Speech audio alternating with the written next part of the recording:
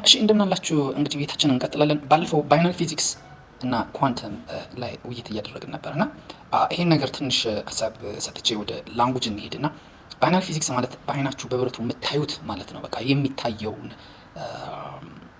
አካል ያለውን የሚቆጠረው እዚህ ጋ ይቀመጣል እዚህ ጋ ይሆናል ብላችሁ የት እንደሚቀመጥ በትክክል የምታውቁት በቃ ሎኬሽኑን በደንብ የምታውቁ አሁን ጠረጴዛ አጠገቤ ካለ ይሄ ጠረጴዛ እዚህ ጋር ተቀምጧል ሶ አውቃለሁ ማለት ነው። ባይናሪ ማለት ይሄ ማክሮ ኦርጋኒዝም የሚባሉት ይሄ በቃ ከኤሌክትሮን በላይ ያሉት ማለት ነው። ኤሌክትሮን ብቻ ነው። አሁን አተም ላይ ብትሄዱ ኤሌክትሮን የሚባል አለ። ኤሌክትሮን ፕሮቶን የሚባል ነገር ተምረናል ፊዚክስ ላይ።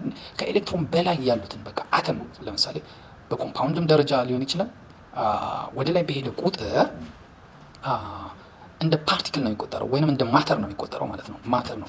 ነገር ግን እንትን ግን ሲሆን ኤሌክትሮን ሲሆን ግን አንድ ቦታ ነው እዚህ ጋር ነው የሚቀመጠው ብሎ መወሰን አይቻልም። እዚህ ጋር ነው ብሎ መወሰን የሚቻለው በማግኔቱ ባህሪ ብቻ ነው።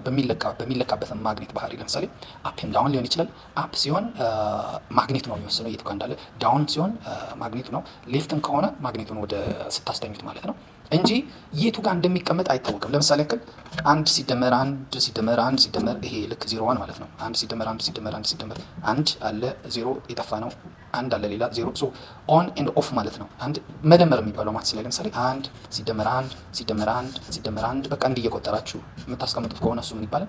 ባይነሪ ነው የሚባለው ማለት ነው። በቃ ታውቁታላችሁ የቱ ጋር የተቀመጠው ምንድነው እንዲህ የሚባል ነገር አለው ማለት ነው።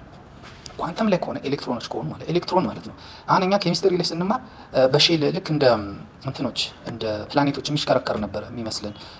አሁን ግን ሳነበው አይደለም፣ አይሽከረከርም። በቃ እንደ ደመና ነገር ነው። በቃ ሙልት የማድረግ ነገር ነው። ግን በኔቸር ግን ፓተርን ሰጥቶታል። ፓተርን አለው ማለት ዝም ብሎ የግብር ይውጣ አይደለም አቀማመጡ። ግን እኛ በምናስበው አንዱ በታችኛው ሼል የሚሽከረከር ሁለተኛው በላይኛው ሼል እንዲህ የሚባል ነገር አይደለም። ቦታው የት እንደሆነ መወሰን አይቻልም ያለ ማግኔት ማለት ነው። ማግኔት ነው የሚወስነው ማለት ነው። ማግኔት ግን ይወስነዋል። ማግኔት ይወስነዋል ማለት ሲለኩ ሳይንቲስቶቹ ኤሌክትሮን የቱ ጋር ነው ያለው አፕ ነው ዳውን ነው ብለው ሲወስኑ ማግኔቱን ያስቀምጣሉ። ሶ በማግኔቱ መሰረት ኖርዝ የሚያመልክ ከሆነ አፕ ይሆናል፣ ሳውዝ የሚያመለክት ከሆነ ደግሞ ዳውን ይሆናል ማለት ነው። ወይ ደግሞ ወደ ጎን አስተኝተውት ማለት ነው። ምን ልላችሁ ፈልጌ ነው፣ አሁን የማናውቀው ዓለም አለ ነው። አሁን እኛ ስለዚህ ይሄ ባይነሪ ስለሆነ ወርልድ ነው የምናወራው። አሁን እኛ ጎበዝም አይደለንም በዛ ላይ እና እንትና ማናት አሜሪካ በዛ ላይ ጎበዞች ናቸው። ማሽኑን እራሱ ሰርተውታል። ገባችሁ? ይሄ ባይነሪ ፊዚክስ ባይነሪ ቴክኖሎጂ የሚባለው በሱ በቃ የላቁና የረቀቁ ሆነዋል። ጉግል በባይነሪ ብቻ ሳይሆን ኳንተም ቴክኖሎጂንም መጠቀም ጀምረዋል። አይቢኤም የሚባለው ነገር ሁሉ አለው እና ኳንተም የሚባለው ማባዛት ለምሳሌ በማቴማቲክስ ማለት ነው። 2 ጊዜ 2 እያላችሁ ስታባዙ ምንድነው እየሰራችሁ ያላችሁት? ኳንተምን ነው። 3 ጊዜ ማባዛት ለምሳሌ 9 ማለት 3 the power of 2 ነው አይደለም? እሱ አሁን የምን ባህሪ ነው? የኳንተም ባህሪ ነው። ሶ አንድ ሰው 0 1 ቢኖረው በባይነሪ ከሆነ የሚቀመጠው በቃ አንድ ላይ ነው። 0 1 ብሎ ነው። በኳንተም ከሆነ ግን 0ም ለብቻው ይከሰታል፣ 1ም ለብቻው ይከሰታል ማለት ነው።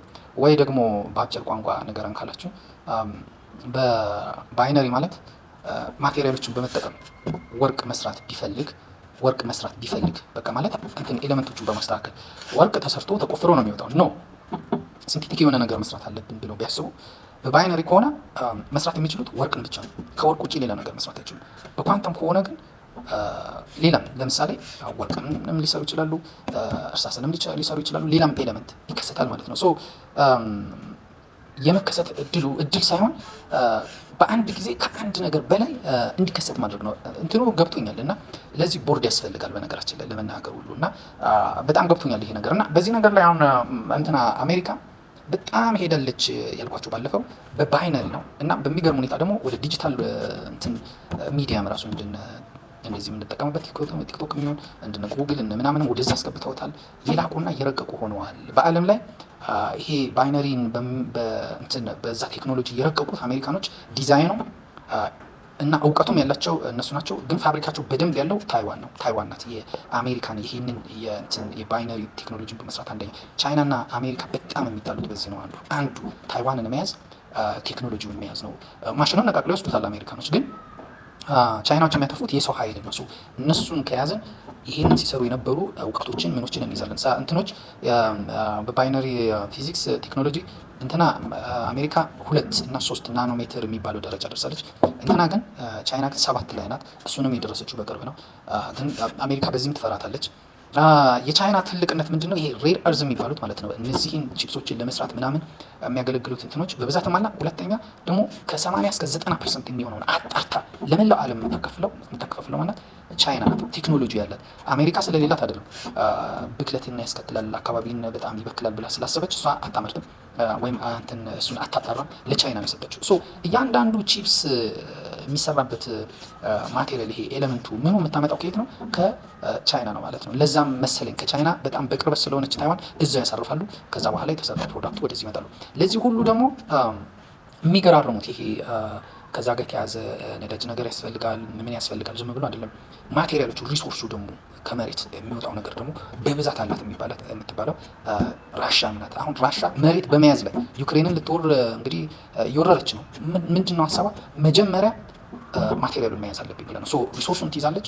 ከዛ በኋላ ማጣሪያውን እሰራለሁ። ከዛ ቴክኖሎጂ በሂደት ይመጣል። አሜሪካ በአሁን ሰዓት እውቀት እንጂ ሪሶርሱ የላትም ብለህ ነው ራሻ የምታስበው።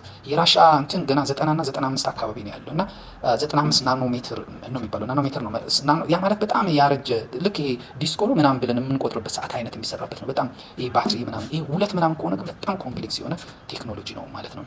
እንዴት ከዚህ ጋር እየይዘን ቋንቋ እንማራለን የመሳሰሉ ነገሮችን እናያለን። ዩቲዩብ እዛ ባዮ ላይ ያለ ገብታችሁ ሰብስክራይብ አድርጉኝ። ብዙ በቋንቋም በሳይንስም በብዙ ነገሮች ዙሪያ እናወራለን። ስላዳመጣችሁኝ አመሰግናለሁ።